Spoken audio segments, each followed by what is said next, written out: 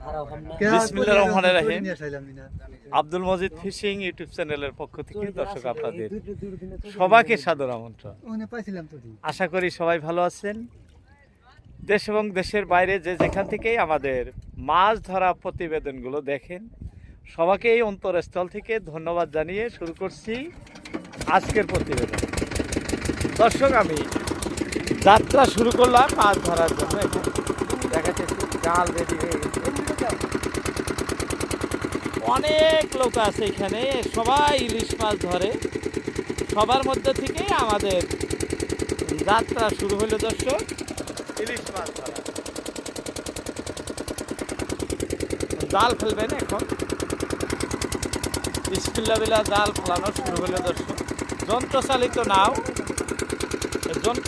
নায়ে জাল ফেলতে বেশি সময় লাগে না, সামান্য সময়ের মধ্যে জাল ফেলানো শেষ হয়ে যায় দর্শক। আমাদের সম্পূর্ণ জাল ফেলানো শেষ হয়ে গেল। বিসমিল্লাহির রহমানির রহিম। আমরা জাল উঠানো শুরু করলাম।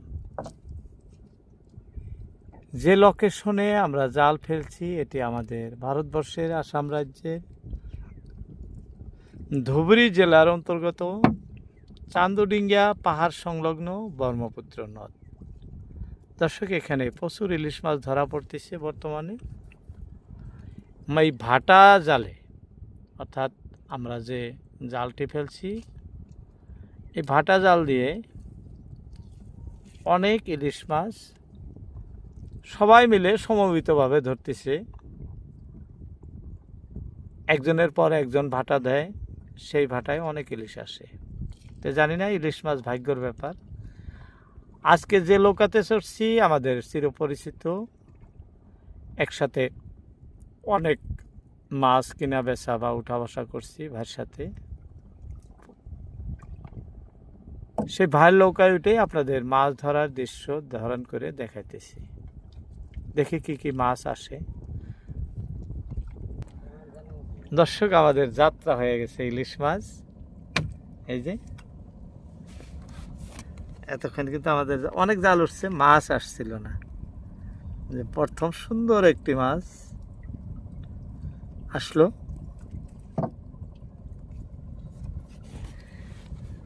আমরা যে লোকেশনে মাছ ধরতেছি, এই যে পাহাড়টি আপনাদেরকে দেখাতেছি, প্রতিটি প্রতিবেদনে আপনাদের পাহাড়টি দেখায় থাকি, কারণ এর পার্শ্ববর্তী জায়গায় আসলেই ইলিশ মাছ ধরা পড়ে।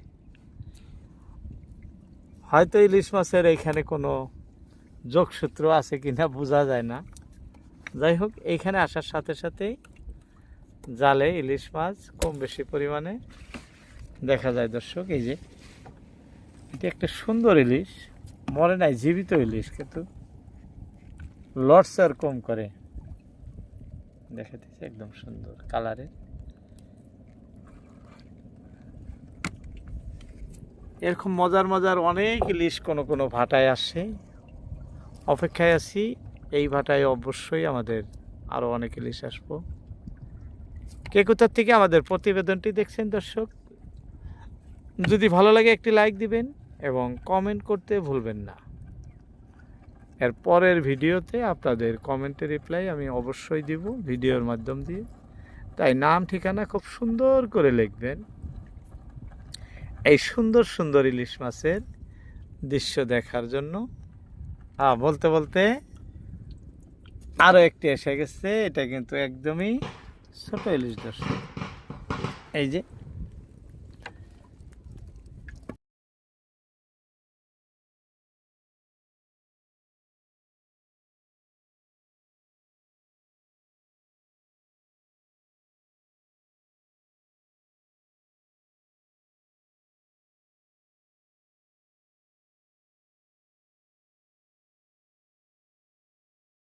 যাই হোক, ইলিশ মাছ ধরতে আসছি, ইলিশ মাছ ধরাই আমাদের উদ্দেশ্য দর্শক। অনেকক্ষণ পর আরও একটি মাছ আছে, একই টাইপের মাছ দেখাতেছি আপনাদের। গেছে গা দেখি আরও একটি মাছ ধরছিল আমাদের জাল থেকে কিবা কারণে ছুটে গেল। একটি, দুইটি, তিনটি, আরো অনেক মাছ আসবো দর্শক। সবাই বেশি বেশি দোয়া করেন। এখনো অনেক জাল উঠাইতে আছে। প্রচণ্ড গরম এবং আপনার রোদ পুরা, এর মধ্যে লোকায় বসে বসে আপনাদেরকে মাছ ধরার দৃশ্য দেখাইতেছি। দেখতে দেখতে 3টা ইলিশ, 1টা 2টা 3টা। এই যে সামনে দেখা যায় আমাদের ফর্সা যে ঢোপটি, এত দূর আমাদের জাল আছে। এখন কি মাছ আসে সেটা তো উপরওয়ালা ভরসা। আপনাদের প্রথমেই বলছিলাম আমি যে ইলিশ মাছ ভাগ্যর ব্যাপার, সঠিক বলা যায় না কখন কয়টা মাছ আসে। কোনো সময় এরকম হয় এক ভাটায় অনেক ইলিশ ধরে, কোনো সময় এরকম হয়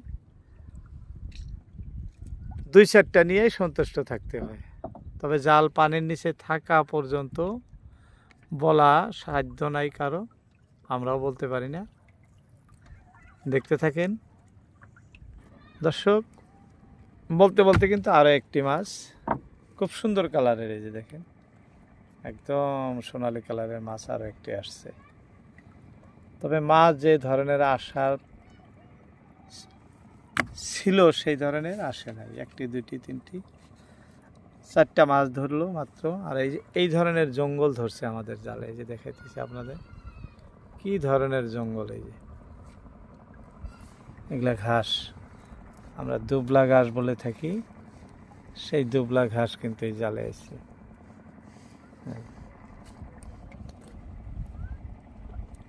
যাই হোক, আর সামান্য জাল ওঠার আছে, দেখতে থাকেন। কে কোথা থেকে দেখছেন অবশ্যই ভিডিওতে একটি গঠনমূলক কমেন্ট করবেন। আগামী ভিডিওতে আপনাদের সবার কমেন্টে রিপ্লাই আমি ভিডিওর মাধ্যমেই দিব দর্শক। কারণ বর্তমান কার্তিক মাস, এই মাসে ইলিশ মাছ অ্যাভেলেবল থাকে আর আছেও।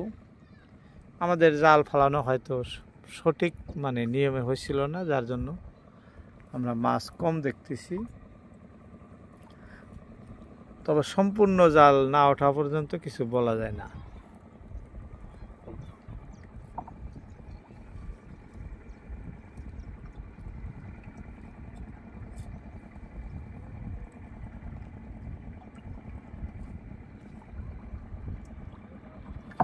এই যে ঢোপটি, এটি আমাদের জালের প্রতীক চিহ্ন, অর্থাৎ আমাদের জাল প্রায় শেষ প্রান্তে এসে গেছে উঠতে উঠতে।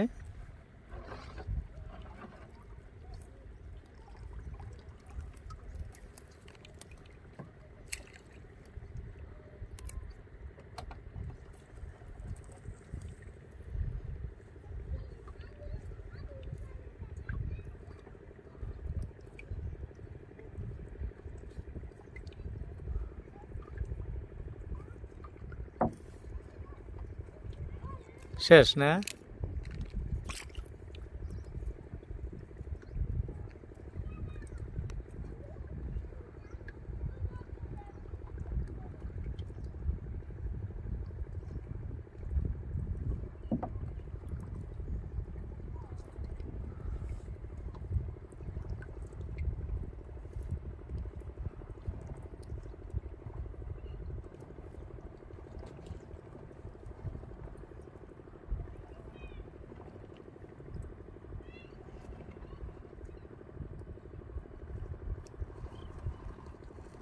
আমাদের জাল উঠানো সম্পূর্ণ শেষ দর্শক। মাছ আমাদের 4টাই হয়েছে।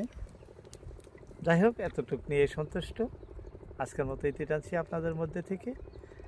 আগামীতে আবার অন্য কোনো ভিডিওতে দেখা হবে। আসসালামু আলাইকুম।